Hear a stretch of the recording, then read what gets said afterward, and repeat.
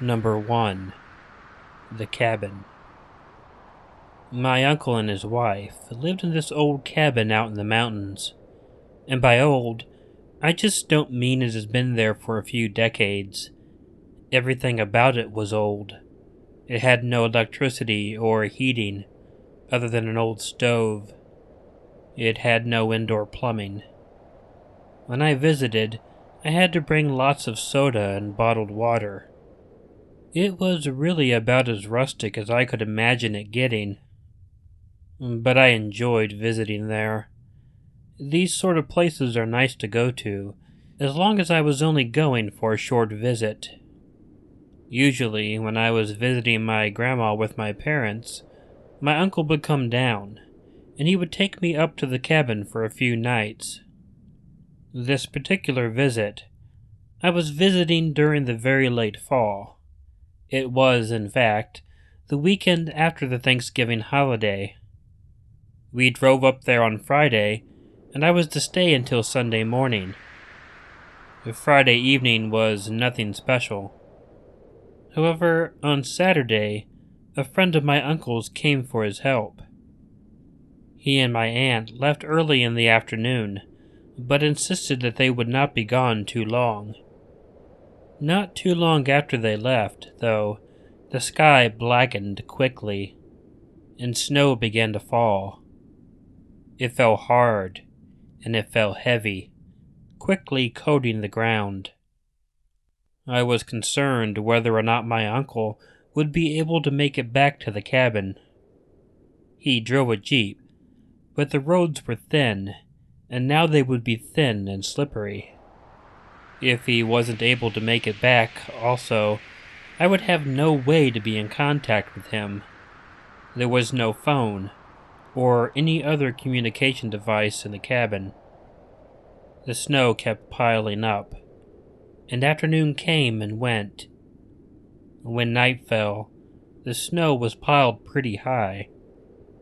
I had never been in the cabin by myself late at night, so I was really very frightened. I was concerned I wasn't going to see my uncle return, and I didn't really want to spend the night in the cabin alone. When the snow was piled up pretty high, and it was very, very dark outside, I was convinced that my uncle was not going to be coming back anytime soon. As I mentioned, there was no phone, so he couldn't call me and let me know. I went out onto the porch to make sure that I had enough wood for the fire. It was then that I noticed a single headlight coming towards the cabin. I immediately knew that whomever it wasn't my uncle. It had to be someone on a snowmobile of some sort, and he had taken his truck. My uncle didn't always hang out with the best people, and in fact, knew a lot of drug dealers and such. I didn't want contact with someone I didn't know, so I gathered up my firewood, and I made my way back into the cabin. I locked the door and put my wood down by the stove. I didn't have any of the lanterns on, so other than the smoke from the stove, there was no indication I was there. The snowmobile pulled up, and I peeked out the window. I saw the outline of a pretty big man coming towards the house. I wondered why anyone would be out in the middle of such a violent snowstorm. The guy knocked hard on the door. I didn't answer or make any sound. I hoped he would know my uncle wasn't there, based on the fact that his truck wasn't there. But I guess the smoke from the chimney contradicted that. There was more pounding on the door. I just decided to remain quiet. Yeah, I know.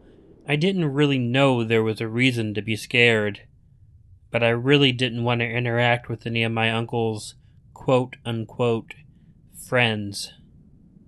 When there was no answer, the guy began banging on the door very hard. He began calling out my uncle's name loudly. When the pounding didn't get him an answer, he began trying to pull the door open violently. It wasn't a thick door. In fact, it was a very thin door, but for some reason, it held when it rattled. I thought the guy had eventually given up, because the door stopped rattling for a few moments. It was quiet for a moment, and I thought the guy moved away. But then, I heard a really loud banging noise, and the door rattled again. Then, once more, it was quiet. The light shining from the snowmobile was soon gone as the vehicle left. I grabbed one of the lanterns and turned it on. I startled when I saw the blade end of a huge hunting knife cut through the door. I quickly turned off the lantern in case the guy came back. I went and cowered in a cot by the stove, and eventually fell asleep. My uncle and his wife came back in the morning. He walked in the house with a knife in his hand and a sheet of paper. I assumed it was a note from the guy who was riding the snowmobile. It obviously had been pierced by the blade of the knife. My uncle didn't tell me what was written on the paper, and after I told him about the visit, he took me down off the mountain. He never, ever told me about what was going on that night.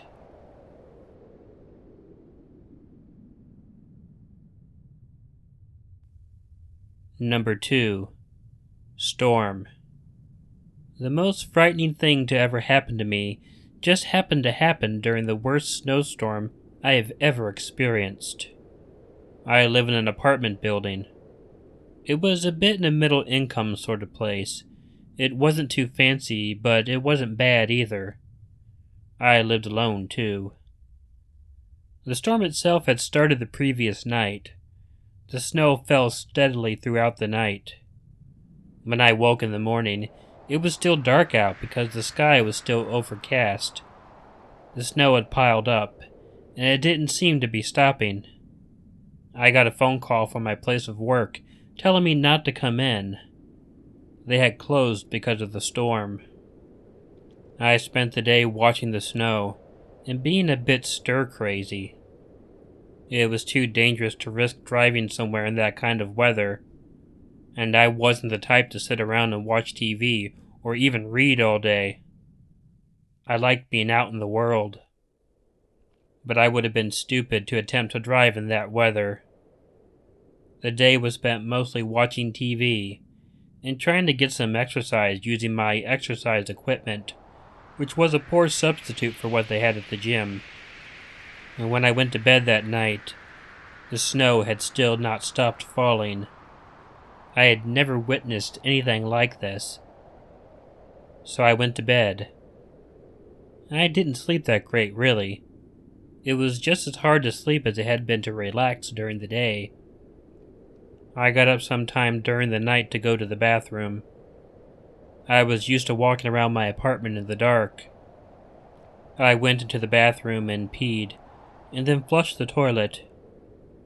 Before I groggily went back to bed, I decided that I should go and check and see if the snow was still falling.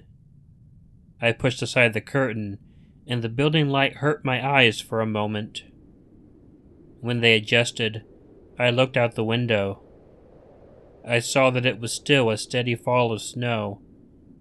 I guessed I would be off the following day from work as well.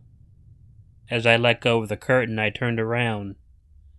For a split second, I thought I saw some sort of mud or something on my carpet. Guessing that it was an optical illusion, but also knowing I wouldn't be able to go back to sleep until I checked it out, I went over and turned on the light. I was shocked immediately to see that there were prints on my carpet.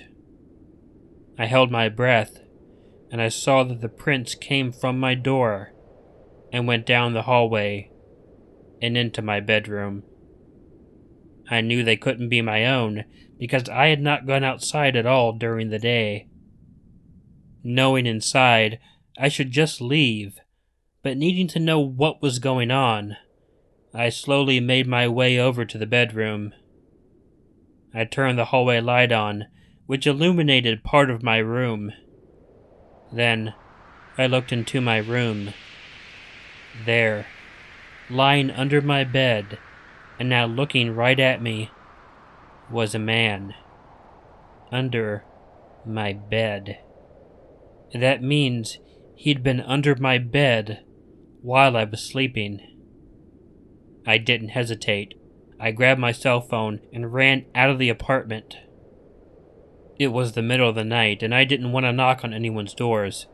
However, there was a laundry room on my floor, and the door was open. I ran into it, then closed and bolted the door behind me. From there, I called the police, and I didn't leave that laundry room until they arrived. Although the guy had left my apartment, they found him hiding on another floor of the building. He was arrested and charged with trespassing. He had 2 knives on him.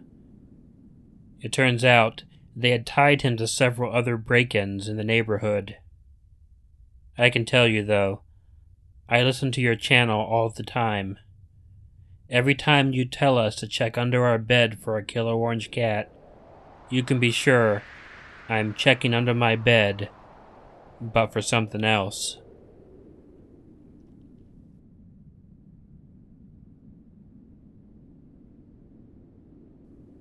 Number 3. Visitor. This is one of those stories that might not really seem too scary. It's very weird, and I thought it was very creepy too. Whenever I tell people what happened, they sometimes laugh, and other times they shudder at the pure weirdness of it. I guess it is important to know that when this happened, we didn't have any snow on the ground. It hadn't snowed in nearly a week. The previous snow had all melted. This occurred in the evening. I had a friend over for dinner. I had the meal all prepared, and I had the table all set. My friend was sitting at the table. My doorbell rang. I was caught off guard, because I really didn't know anyone in the building. The only reason I could figure someone would ring my doorbell was if they were complaining about noise, or selling something. And I really didn't make much noise. I told my friend he could begin eating, and I would go check the door. I got up, walked down the hallway to the apartment door. Opening it, I saw the strangest sight I had ever seen in my life. There was a little boy standing at the door. He was wearing a thick winter coat, and it was covered in snow, as if he had just come inside from the snow. Only, there wasn't any snow for him to come inside from. I must have done a double take or something. I wasn't sure what to make of this strange sight. Not only that, but the boy didn't really say anything. He just stood there, looking at his feet. The snow was melting and dripping from his coat onto the carpeted floor. I asked the child if I could help him. He didn't look up, but he did slightly shake his head no. Then he just stood there again. I asked him if I knew him. Again, he didn't look up. He just shook his head for a brief moment. I was at a loss as to what to do next. Finally, the little boy said something. Something I'll never forget. In a small voice he said, "Sometimes people die in the cold." He then went back to doing nothing except for looking at the floor. I was concerned for this child and decided I would go and get my friend. I retrieved him. When we got back to the door, the boy was gone. There was a wet spot on the floor, though.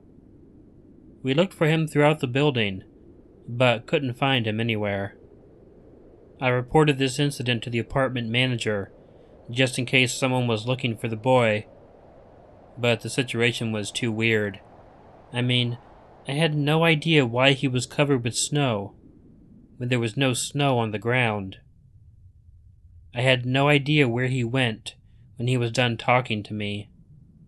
And most of all, I have no idea why he said what he said. Now, this may not seem too scary to you, but it sure as hell scared me.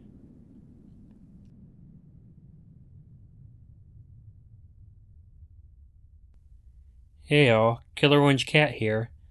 Before I go into my normal spiel, I want to take a few moments to talk about a smaller channel that I'm trying to help get noticed. It's called Scare Reads. I promised him a couple weeks ago to do a collaboration, but I've been having problems finding the right kind of stories. I'm going to link to one of his videos at the end of the outro, so please consider checking out his channel and possibly subscribing. You'll also find a link to his channel on the My Scary Friends directory on my main channel page.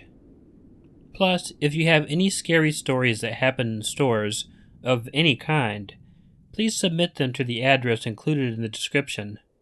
That's the topic that we are working on. If you like this video, please let me know by hitting the like button. If you're not already subscribed to Killer Orange Cat, please hit the button below, or the button of Ichigo that will appear at the end of this video. Leave a comment to let me know what you thought, and feel free to share this video with someone you might think will enjoy it. If you are really freaking bored, you can follow me and Ichigo on both Facebook and Twitter. If you have a scary story about a store or otherwise that you would like narrated on Killer Orange Cat, please send it to the address included in the description. And while doing all these things, please don't forget to make sure to check in your closet and check under your bed, because you never know where a Killer Orange Cat might be hiding. Good night.